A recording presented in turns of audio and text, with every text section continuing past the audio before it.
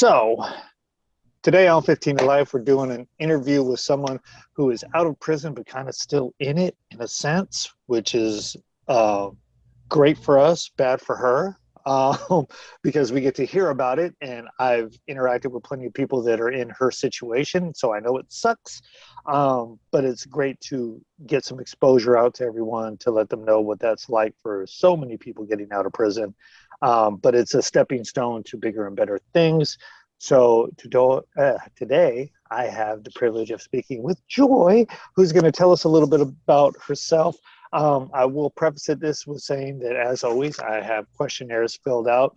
So, and jump in and correct me if I get any of this wrong, but basically, growing up, you had your parents, but you didn't have the picture perfect life. Your dad had a automotive body shop that he was working at. Your mom, interesting. I love to hear about the whole porcelain dolls and gardening, right? That kind of scares me, but at the same time sounds very interesting. You guys like doing a lot of the great outdoor stuff, camping, fishing, going to the little stock car races and everything. Um, your dad suffered from some addiction and had some violent tendencies with mom, which eventually led up to a separation and remarriage.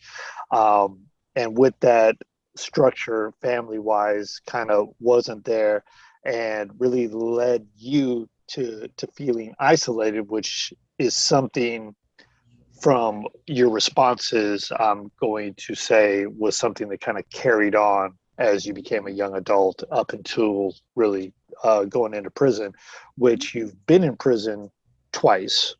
And so I'm going to let you go ahead and talk about your childhood a little bit up until the point where we're getting to that getting in trouble phase. So go ahead, introduce yourself. I just said Joy, like throw your whole name out there and like where you're at, like because if you guys notice, she's kind of in a prison bunk right there. Yeah. So go ahead, Sure Joy. am. Hi, everybody. I actually prefer to be called Joybelle, please. Joy My Bell. last. Sorry. Yep. Thank you. So Joybelle Phelan. I am in Littleton, Colorado. As you can see, yes, you can see that I'm in Iraq. I am currently, right this minute, at a halfway house. And so community corrections, for those of you that maybe haven't heard the term halfway house before, it's kind of still in prison, right? It's that transition step between you're out of prison, you're not, in a facility behind barbed wire. You're able to go to work, you're able to maybe do therapy, go to classes, do whatever else you're doing, but you have to be back here. So maybe it's similar to work release for some of you that might be familiar with that, right? So you're still, I have to put in passes. I can't go anywhere that they don't approve me to go.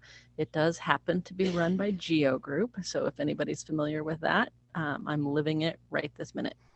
So it's interesting.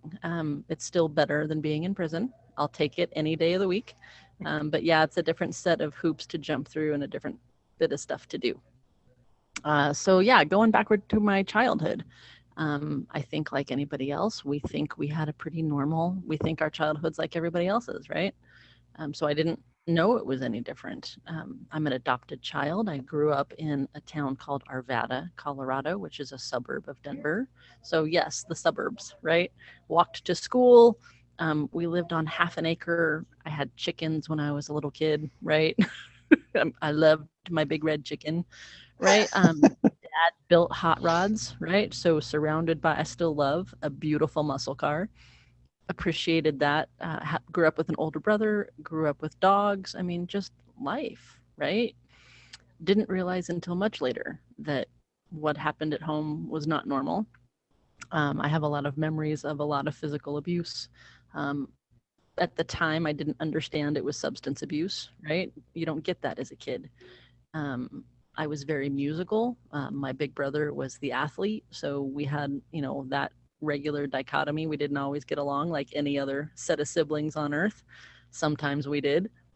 And so it was just, we were both adopted. Adoption was a big thing for us. And I came to realize much, much later, I think it's very typical for adopted children to feel um, I felt like I had to buy relationships. I had to earn love and affection. And that played out in my life in a lot of cycles, not just with romantic, intimate relationships, but also just plain friends. I felt like that with my own family, I felt like if I didn't behave right, that I would be abandoned again. And that's, I've come to realize, learn since then, that's pretty typical in an adoption sort of situation. That's just the way it works.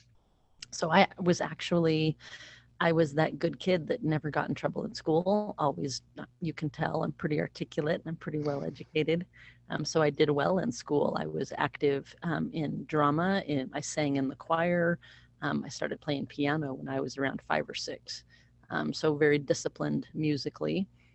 Um, yeah, graduated from high school, but it was just rough. I think my parents divorced when I think it was around 10.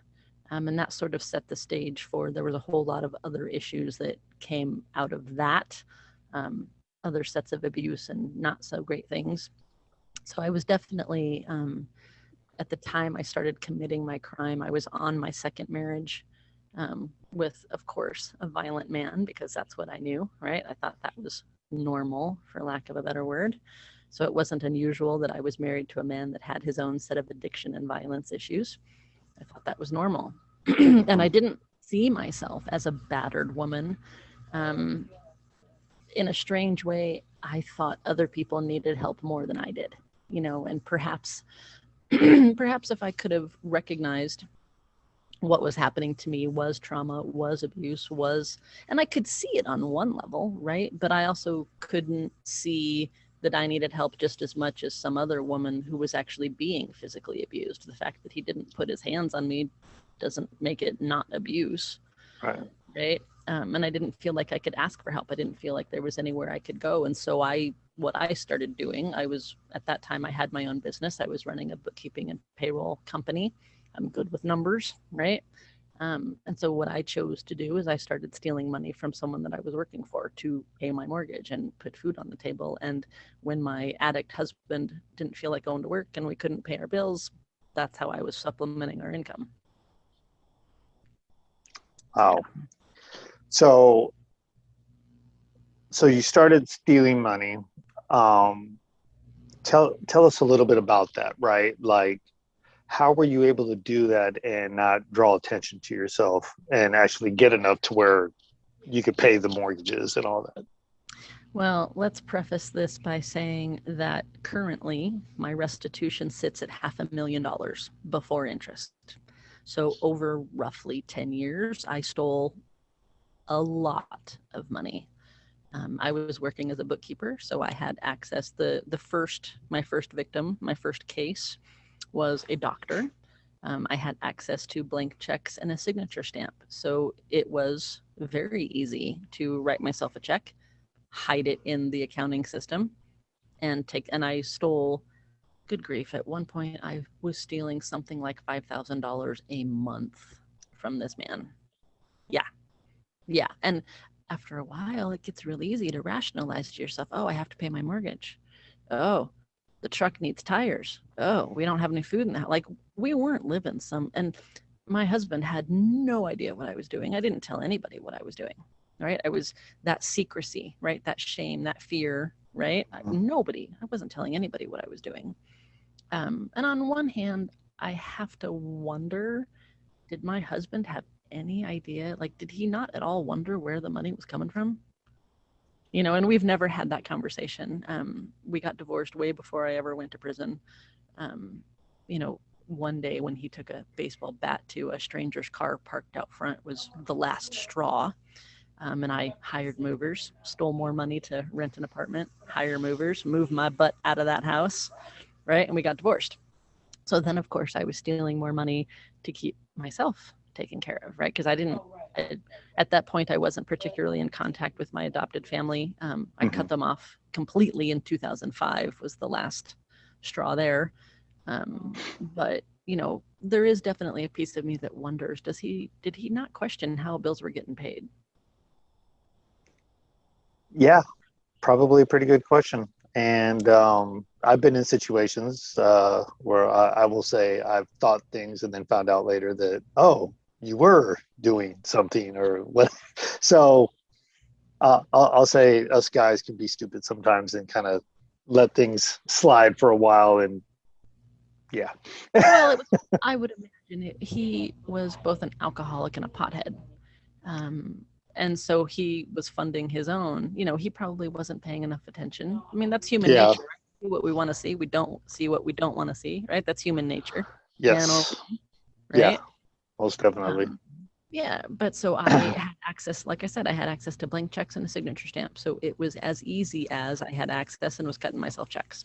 So what did that look like the first time you did it? Do you even remember like how much it was and why? Like the very first time.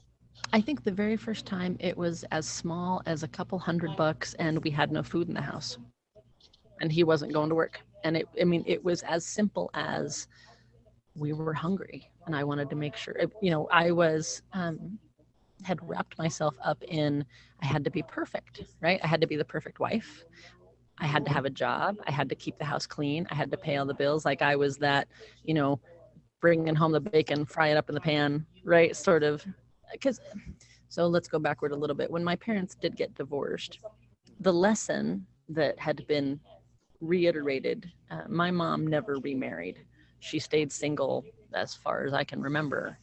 Never dated, never, like, she went back to school and really, worked on herself. And so the message that she literally said was, well, you can't trust a man. You can't depend on a man. You have to Right. take care of yourself because nobody else will. Well, that just reinforces, right? A message that certainly isn't fair. Like my current partner, my fiance, Uh-huh. he's fantastic. He's a full partner. But it took me a lot of years to get there and see that, oh no, that's what that's supposed to look like. Right. So from a younger age, it was, you can't depend on a man. You have to take care of yourself. You do whatever you have to do. Well, in my little head, I have to do whatever I have to do. So I have to be a sex goddess in the bedroom, a great cook in the kitchen, pay all the bills, and hey, work all the time, or else my husband won't love me. Well, that's not realistic, but that's the message I had in my head. That's my worth issue, right? That's my issue. But that's what that looked like. I had to do everything. And so I did. Yeah, and what I'm hearing is that that was something that was structured in your mind based on your experiences growing up. And so this is what's acceptable and this is where I should be, how I should be, Right. etc. This And is what's so, acceptable. Yeah. right. And then when things got kind of rough, you did what you felt you had to do to maintain that persona, so to say. And I think in the beginning, like, you rationalize, and I'm sure everyone on earth, no matter what your thing is, right? Whether it was the first time you got high, the first time you had a drink, whatever, right? The first time you went and gambled, like whatever your issue is, we all have something. That first time you rationalize to yourself, just this once. I'm just going to do it once. I just want to see what it's like. Whatever story we tell ourselves, right? Because we are. And so it's real easy. And then when you don't get caught the first time or there's no consequences, what happens? You do it again. It felt good, right? I got away with it. Whatever story you tell yourself, and you keep doing it. And then you spiral into it. Oh yeah. Yeah. So speaking of that, this is something else I talk about a lot with people, people that have not been in trouble, right? Um, I like to tell people, you're never taught what the law is. You're expected to know what it is, but Mm-hmm. technically you're never taught, like, if you do this, these are the consequences. If you do that, like, I mean, the penal code is like this, right? Huge, So right? we expect people to know, but it's never taught unless you go to law school for criminal justice, right? It's um that implicit versus explicit thing. exactly. So when you started doing this, did you ever look into, if I get in trouble, this is what I'm looking I knew it was wrong. Like I was at? Right. stealing money from someone that, I mean, he hired me as his bookkeeper. He was trusting me, right? I was betraying the trust placed in me. I knew it was wrong, but it was so easy to rationalize in my little head. Oh, well, we really need it. We need to pay the mortgage. I need to keep a roof over my head. I've got nowhere to go, right? And over time, it got easier and easier, and the amounts got larger and larger. I think the first time I did it, it was maybe a couple $100. And then the next time it was a couple hundred more. And the next time it was a couple hundred more. And, it just kept increasing. But no, I never looked at and we'll get there later in the story, but the second time when I went back to prison, the second time, I knew exactly the level of felony I was flirting with, which is so messed up to say. Well, you got But educated after the first time, right? right after that first arrest, and I saw all of the felonies. I mean, I got a lot of felonies. It's all money crime. I never fell into addiction. I wasn't running guns. I wasn't selling drugs. I was stealing a shit ton of money, right? But let's talk about that, right? Because like you said, you did it was a few $100, and then it was a few hundred more, and then you got up into And then the it was thousands, thousands. right? Because I knew So this sounds messed up, but I knew not to write a check over 10 grand because the bank would flag that. exactly, yeah, no, Right. and yeah, I've known people in the money game, and yeah, Mm-hmm. they know exactly what the limits are and not to go because Right. you don't draw attention to yourself, right? Right. You hit and go. Um, so in that, without having addiction to drugs or anything else, would you categorize what you were doing as addictive? Absolutely. Right. Because as you get away with it, right, you do it again and again and for more money and more money. And yeah, absolutely. That because I mean, it might not be what people consider hitting a lick, but that's exactly what that It, was. it's just more blue collar, right, or white collar. It's just Right. But it's no different, it's really. no different. It's no different. It's just you don't have to use a gun. You use a pen Right. or a computer, right? No, and that's something else I like to bring up with people, especially like that don't understand. Like, why would someone do that? And it's like I'm sure, and I don't want to put words in your mouth, but I'm sure, like you said, at first it was like, man, out of necessity. In hindsight, you're probably looking, going, I probably could have just said, "Hey, I need a few hundred," and he would have gave it to me, and Probably. I would have never went to prison and would have got my life together, whatever, right? Right. But then on the flip side, yeah, you get away with it. Oh, well, oh, wait, let's see Well, but how, and also let's go backward there yeah, actually a little bit. Because some of the explanation could be so we didn't have children. So I mm-hmm. was I'm going to say mid 30s. I don't remember exactly, but I was probably mid 30s, right? Okay, So fully adult, right? Wasn't particularly I had cut out my adoptive dad years before that, so didn't have any financial support there. right, My adoptive mom was still peripherally in my life, but she certainly didn't have any sort of money. okay, My husband at that time came from a very affluent family. We got married in Cobb, Connecticut. If anybody knows where that is, it's a very white, affluent, right, neighborhood. His dad had been a vice president of like BP, way like when it was still Exxon, right? Plenty of money there. But when I told because we were pretty tight with his mom, and his mom had been sending us money fairly regularly. And she obviously needed to cut us off, right? Didn't want to still be supporting her son when she had two girls in college. Get it? But she didn't believe me when I told her about his alcoholism. Never mind that right, she and her husband had both been alcoholics, right? That's a secret we don't talk about. hmm. And she didn't believe me with how abusive he was getting.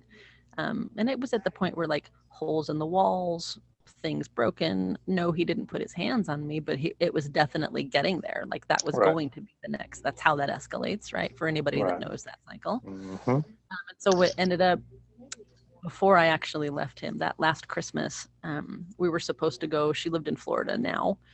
We were supposed to go home for Christmas. And things had gotten so bad with him that up until the moment we were supposed to get on a plane, we were going, no, I'm not going anywhere with you. So I sent him to Florida by himself. Hmm. And he had several episodes in a bar there. And his mom finally believed me. Well, but he's now an adult, so she can't force him to go to rehab. He doesn't see there's a problem. We didn't have any children, so anywhere that might have been a resource for us, well, we didn't qualify because we were both working. We both made money, right? Didn't have any kids. So a lot of the places that do exist for help, which are great and help a whole lot of people, didn't help somebody like me. Right, right, And I got back into that train, as we get there, as we fast forward, before I went back to prison the second time, I was begging for help from all kinds of organizations because I didn't want to go back to prison. But either made too much money to qualify, didn't have kids, didn't have substance abuse, didn't have an eviction notice. But then when I did have an eviction notice, they didn't have funding. Like there's all kinds of barriers there, right? Right. And Yeah. so yeah, I ended up stealing money again for my next set of felonies because I couldn't get help from anyplace else. So okay, let's get back to going to prison for the first time. So Okay. how do you get caught? I still don't know how I got caught. I wasn't Okay. even looking for that guy anymore. So I'm past my second divorce, still with a douchebag, who actually was on parole. So I was still stealing money, right?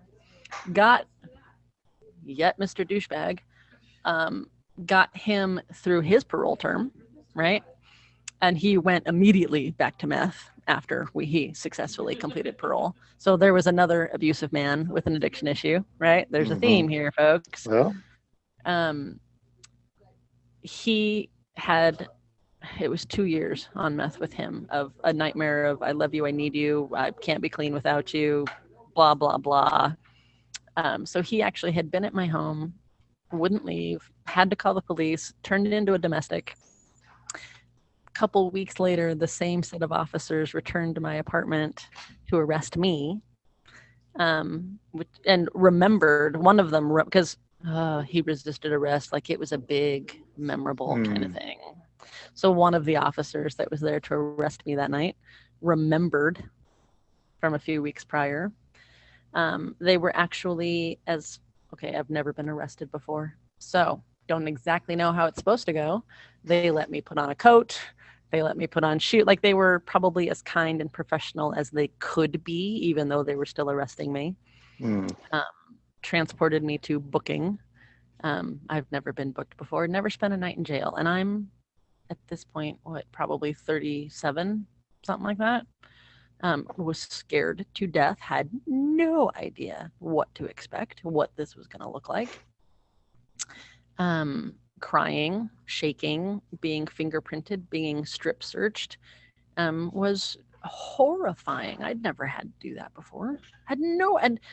Except for my, last boyfriend that I had the domestic with, I never even knew anybody that I knew of that had been in the system, had been arrested, had been to jail. Like that whole world was completely new to me. Had no idea what to expect. I got lucky in a way. I only spent one night in jail. I bonded out with stolen money the next day. of course. Right. I'm being honest here. Yeah. Right. Bonded out the next day. It took I remember it being just over a year in the court system, in the legal system. I was out on bond the entire time. So I never spent more than one single night in jail before I was sentenced to the Department of Corrections. Interesting. Huh. White privilege, right? Yeah. I mean, yeah. Would a woman of color been in the same boat? Probably not. Probably not. And that sucks, but that's real. Yeah. And a lot of people don't think so, but yeah. And I appreciate you saying that, I mean, because most white people go, no, that's not true. And I'm like, yeah, it is. Yeah, a little bit. Yeah. A little bit. Yeah. Maybe not for everybody, right? But yeah. So, okay, so you bond out, you're back and forth in court for a year. What eventually happens in court, and then you have to surrender and all that fun stuff. So I got through, so originally I was assigned a public defender. We all know how that goes. That's not usually a good thing. So it just so happened that one of my bookkeeping clients happened to be a criminal defense attorney. So I went to him, told him what was going on, asked some questions, and he actually ended up representing me in my first case. He seemed sure that my complete lack of criminal history, white collar crime, let's be real, white woman, I would probably get community corrections. And so that's, and my PSI even recommended. So for those that don't know, pre-sentencing investigation, that's sort of, you meet with, for lack of a better word, a therapist, and they ask you about any prior history, family, blah, blah, blah. So what sort of bit me on the ass in a way is I didn't have any documented mental health issues, right? Okay, let's be real here. Clearly something was not right in my head that I was making these choices, right?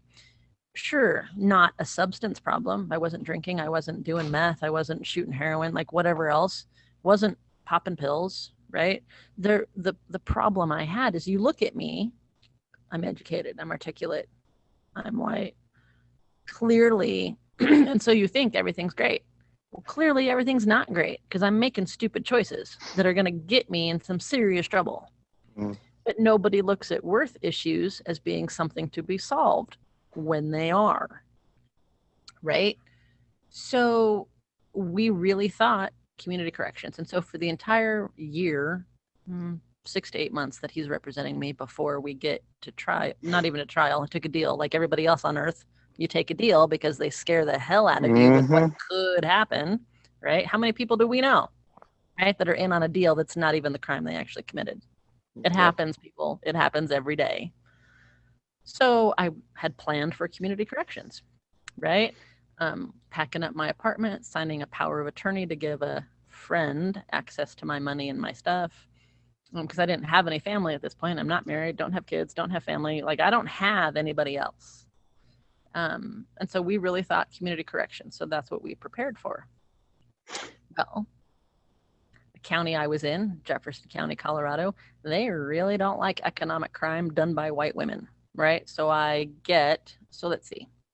Case number 1 was roughly $300,000 from the doctor I worked for. Case number 2, sentenced on at the same time, was like $12,000. So for roughly $312,000, I received, and I think that ended up being like 6 or 8 different felonies, all money crime. The way they did it is money up to a certain amount of money, certain amount dollar amount was a certain level of felony. So my stuff is all F3s. Got an 8-year Department of Correction sentence. I remember I'd only ever spent 1 night in county jail. I had no idea what to expect. And remember that last douchebag, he had told me stories of what prison, because he had to do a 180-day turnaround at one point in our relationship. So of course I get all the horror stories of what a men's prison is like. And let's be real, prison horrible for everybody, but men's prison and women's prison are 2 different animals. Right? So I have, and typically men's prisons tend to be more violent and more racially segregated in my experience. And so I had his stories, and he was a Native American. So I have his perspective, and he's the only person I ever knew that had been to prison and talked to me about it. So I had no idea what to expect. And so I spent 3 days in the county jail in a DOC pod, so they sort of segregate county offenders who are just there on a misdemeanor, drunk driving, whatever ticket, and anyone that's scheduled to go into the Department of Corrections is housed in a different pod. And so of course, then I start getting the horror stories of what prison's going to be like from the girls already in the pod. And then I'm transported to diagnostic receiving, as they call it here in Colorado, right? And I still had no idea what to expect. That first day, I've actually written about some of this journey. I sent you that to read. It's incredibly it's a really long day.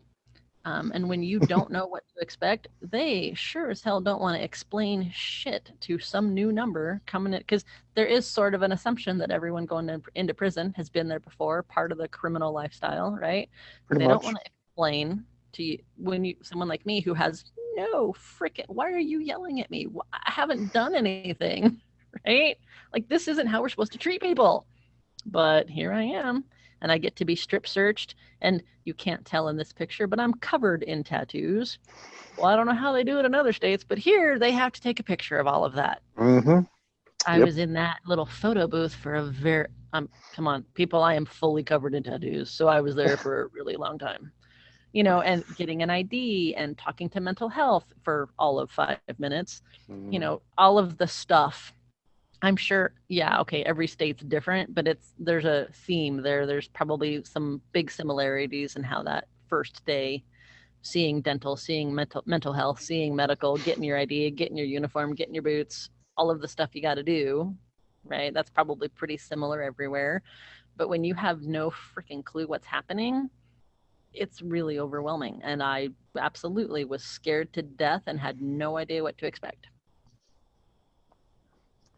So, yeah, no, and California pretty much the same thing. Few things probably a little different, but yeah, it's pretty much the same thing. You go through that process, and yes, for everyone listening, they pretty much assume that you already know everything, and so if you ask a question, you're getting yelled at, and yeah, it's crazy. But anyway, but at the same time, I know there's probably people listening that are going to say, "Well, But you you commit guys the put crime. yourself, yeah," Yeah. and I agree with you on that. Right. I at the same time, a Yes. correctional Well, officer has a job to do, so don't sign up for to the job if you don't want to do it. Well, that, and okay, yes, we made choices that landed us there. Yes. However, and probably, I don't want to speak for you, but probably part of some of why we do what we do now is just because I made some horrible choices and landed myself in prison. Yes, I did. That doesn't mean I'm no longer human. That doesn't mean I don't deserve dignity and compassion. You and I both know, and I'm sure probably plenty of people listening here, there's a whole lot of people that are incarcerated because they've got underlying mental health and trauma issues that have never Yes, been addressed. They were self-medicating for a reason. We're not helping anybody by warehousing them in prison. and yeah, it's kind of like you said the PSI, and in California they do a probation officer has to come and see you after you get sentenced, and it's I think it's a most ridiculous waste of time and money because they do this report that goes to the judge for sentencing because the judge can give anyone probation based on that report.